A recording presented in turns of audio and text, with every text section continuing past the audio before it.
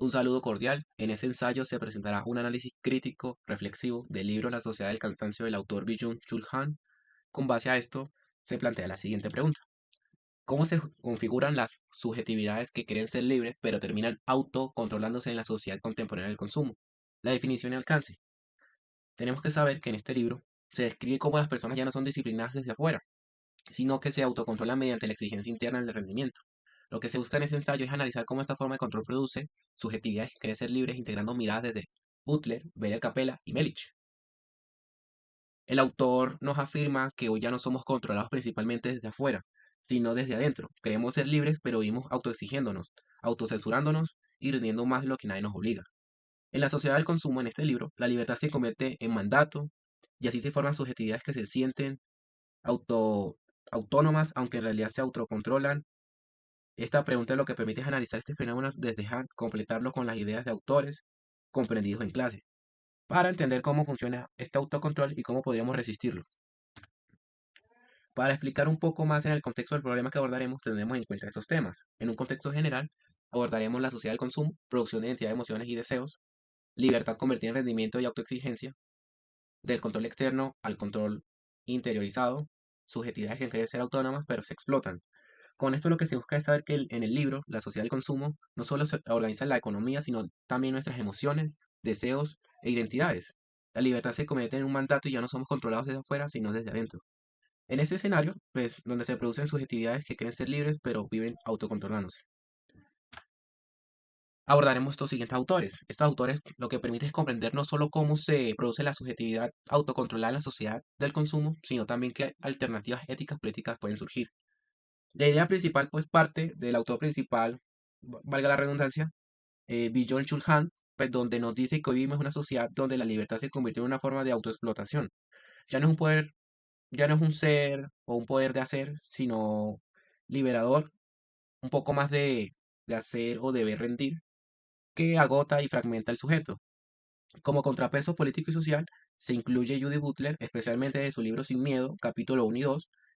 Lo que aporta Butler es la idea de la precariedad compartida, la interdependencia y el poder de la acción colectiva, lo cual ofrece una alternativa frente al individualismo que Han critica. Luego presentamos a Capella, que desarrolla la noción de transparencia con dispositivo del control en la sociedad digital. Lo que complementa su lectura es la visión de Han sobre el infierno de lo igual, donde la vigilancia y la exposición permanente neutraliza la diferencia.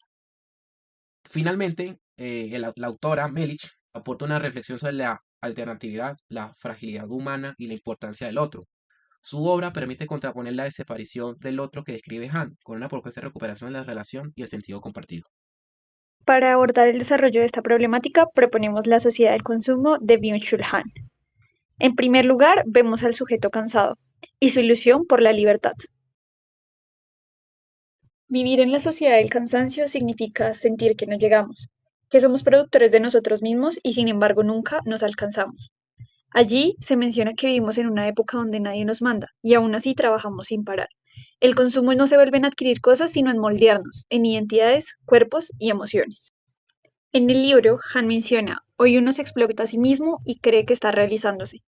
Sin embargo, ¿por qué esta frase nos golpea?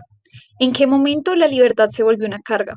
¿Y cuándo nos convertimos en nuestros propios vigilantes? En ese punto se introduce el concepto de violencia neuronal, en donde es un cansancio silencioso, un agotamiento que no viene del cuerpo sino del alma, en el cual todos vivimos cansados, y por eso es tan difícil nombrarlo.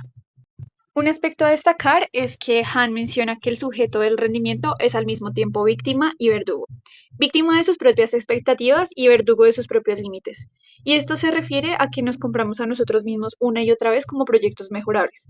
Pero aquí viene la trampa, porque creemos que somos libres pero vivimos vigilándonos. Nos miramos desde fuera como si fuéramos nuestro propio supervisor, y entonces perdemos libertad.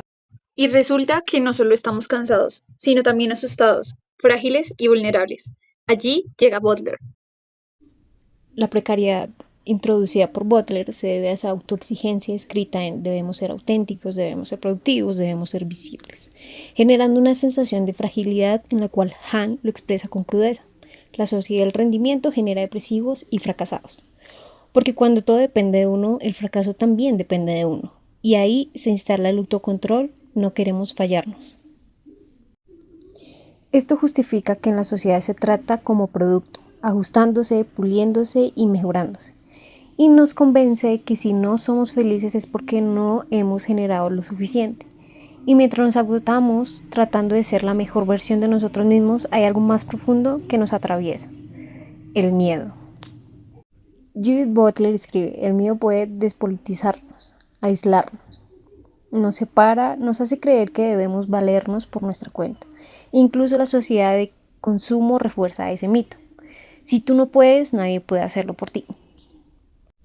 Pero entonces Butler responde algo radicalmente distinto: nuestra vulnerabilidad es compartida. Somos precarios juntos, no solos. Butler recuerda que no todo está perdido si podemos reconocer la interdependencia, si aceptamos que resistir no es un acto individual, sino un esfuerzo colectivo por no dejarnos romper.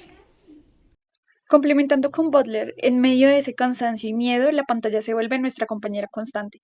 La consultamos, la alimentamos e incluso la tenemos. De hecho, Vicente Belver Capella comenta Han y escribe que la transparencia radical nos encierra en un infierno del igual. Esto quiere decir que en un mundo donde todo se ve pero no se comprende nada, donde hay una exposición constante que se confunde con autenticidad y en donde se cree que somos visibles y nos hace sentir completos, es un arma de doble filo, porque nos muestra pero también nos controla, nos compara, nos vuelve medibles e incluso juzgables. Entonces se empieza a actuar para la mirada de los demás. Nos convertimos en espectadores de nosotros mismos y sin darnos cuenta comenzamos a vivir bajo un régimen de autoevaluación permanente, en donde nadie nos mira realmente, pero sentimos que todos podrían hacerlo. Y este es el autocontrol más perfecto, el que se ejerce sobre sí mismo, porque todo se vuelve espejo y el otro se vuelve un estorbo, en donde la sociedad de consumo nos hace creer que los demás son competidores, obstáculos o simplemente cifras de un algoritmo. Sin embargo, John Carl Mellish propone una idea distinta. El otro no es una amenaza, el otro es una posibilidad de sentido. Mellish insiste en que somos seres narrativos, que nuestras historias solo existen cuando se cruzan con las historias de los demás. Y de hecho, Mellish nos recuerda algo esencial: que la humanidad no se construye hacia adentro, sino hacia afuera, que el otro nos salva de la repetición infinita de nosotros mismos. En nuestro video, como conclusión, al analizar pues toda la idea de la sociedad del cansancio y comprendiendo que el problema principal no solo es el exceso de trabajo, sino también que hoy en día las personas somos impulsadas a autoexigirnos y lograr convertirnos en nuestro propio jefe, dueño de nuestras vidas, de nuestro tiempo y ser nuestro propio castigador. Esto ha generado un agotamiento excesivo, frustración, sensación constante de insuficiencia, sobre todo que actualmente hay una necesidad de reproducir nuestro éxito a través de redes sociales para generar ese impacto en los demás y poder ser reconocidos, generando casos extremos de ansiedad, de migrañas, de estrés que puede llegar a generar estragos en nuestro cuerpo. Y esto, desde mi horizonte de comprensión, sé que este problema no se va a solucionar simplemente descansando más, sino que debemos cambiar la lógica en la que estamos actualmente. ¿Cómo así? Tenemos que empezar a vivir la vida por nosotros y para nosotros y a nuestro convenir, no al que le gusta el demás, no al que cómo el otro me va a ver, qué dirá la otra persona de mí, es que Pepito sí alcanzó esto, yo aún no he alcanzado lo otro, no, sino respetar nuestros procesos, no es descansar, no es dormir, no es que necesite un fin de semana para dormir todo el día, no, porque al contrario de eso, en vez de ayudarnos a salir adelante, siempre va a ser un tropiezo en nuestro día a día.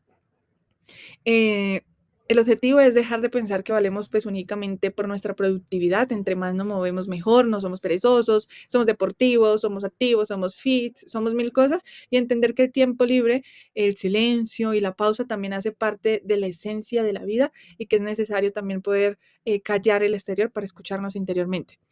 Creo que el problema puede abordarse desarrollando límites en nuestro día a día. Actualmente se habla mucho de límites con nuestras familias, amigos, parejas, entorno, pero no hablamos de los límites que debemos de tener nosotros mismos de manera consciente. Son límites que se aprenden a decir no y recuperando espacios de desconexión que permitan volver a sentir, pensar y relacionarnos sin presión. Aunque no todo se va a resolver de forma total, porque es un fenómeno cultural, sino que vamos a empezar a transformarlo desde nuestras decisiones diarias, desde lo que hacemos en nuestro diario vivir. Y ya como posición final de este video es que como sociedad tenemos que ver el cansancio, esos impactos negativos que podemos llegar a tener a nivel de salud, tanto mental como física, y también el daño que nos podemos hacer a nosotros y las personas que están alrededor de nosotros. ¿Para qué se hace el tema de ser conscientes de las decisiones que tomamos todos los días?